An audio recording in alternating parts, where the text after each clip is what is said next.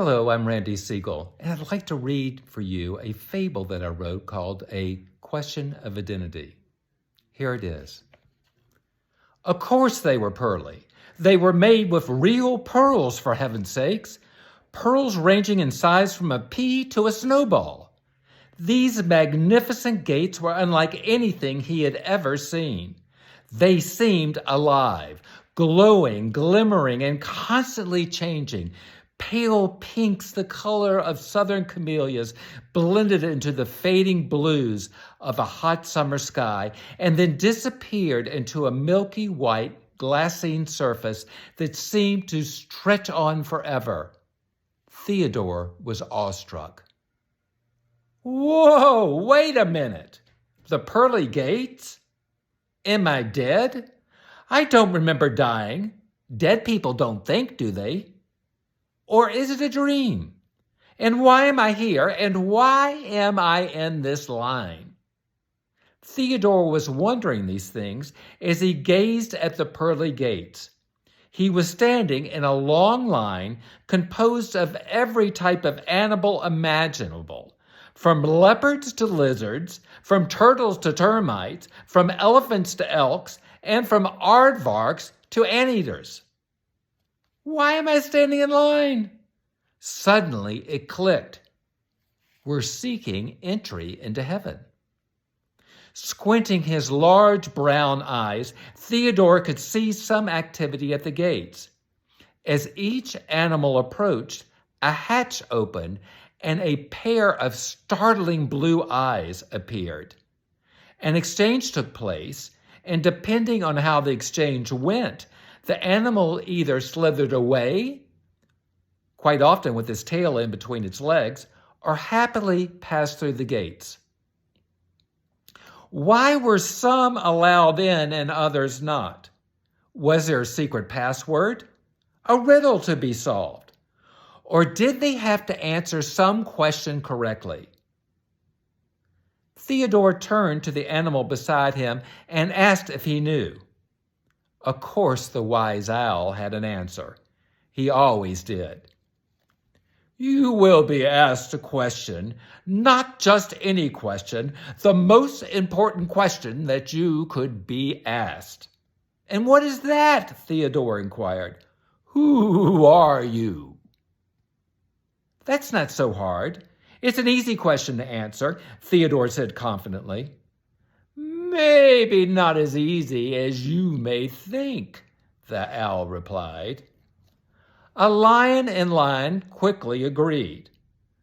I thought it was an easy question too, but here I am back in line. What answer did you give? Asked Theodore, becoming a bit more concerned.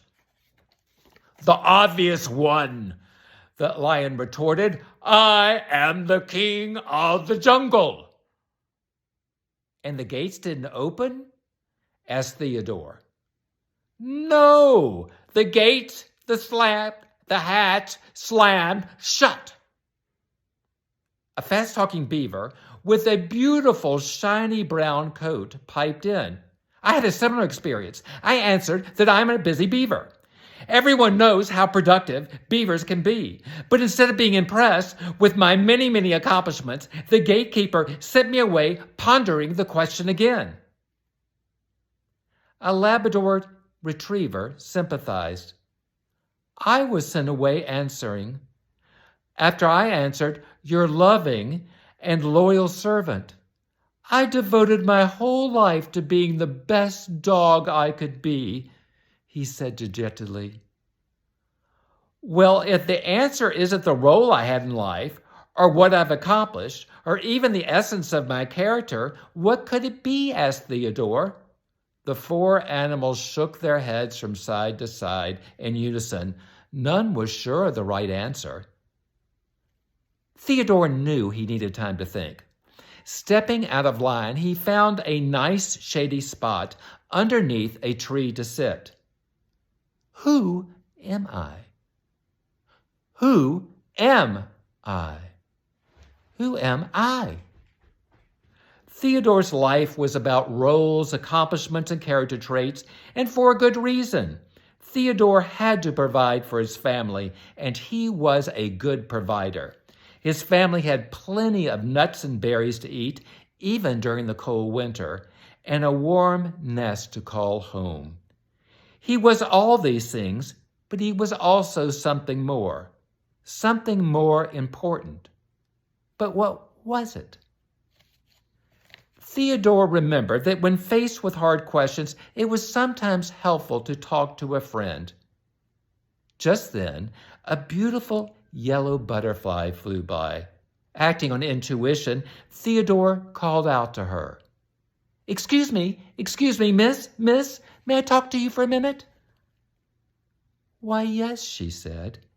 She had been so focused on getting in that long line that she hadn't seen Theodore sitting underneath that tree. Landing lightly on one of the lower branches, she asked, "How can I help you?" Then, looking at Theodore's puzzled face, she knew. "You're struggling with the question, aren't you?" "I am," admitted Theodore. "I know I'm more than my role, my accomplishment, or character traits, but I'm not sure what the right answer is." "I didn't either," she sympathized.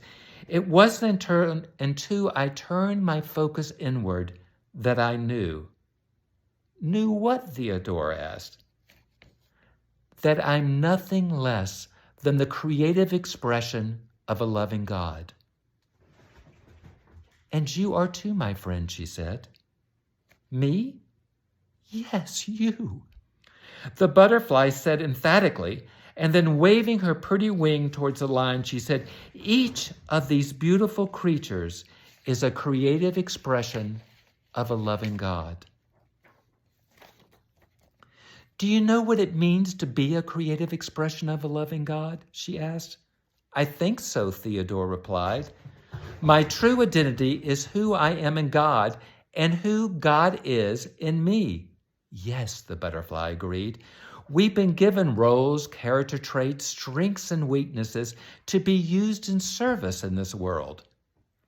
They are an important part of who we are, but until we place our primary identity on our beautiful, perfect, divine self, we will never, ever be fully at peace." Theodore took a deep breath and breathed in this truth, and the two new friends sat in silence, both filled with gratitude. "Are you ready to get back in line?" asked the butterfly. "I am now," replied Theodore. "Thank you." "You are so welcome," she replied. And so the two new friends joined the line, and when Theodore's turn came, the hatch opened, the startling blue eyes appeared, and the gatekeeper asked Theodore the question, "Who are you?" Theodore stated knowingly, "I am a creative expression of a loving God." And the pearly gate swung open.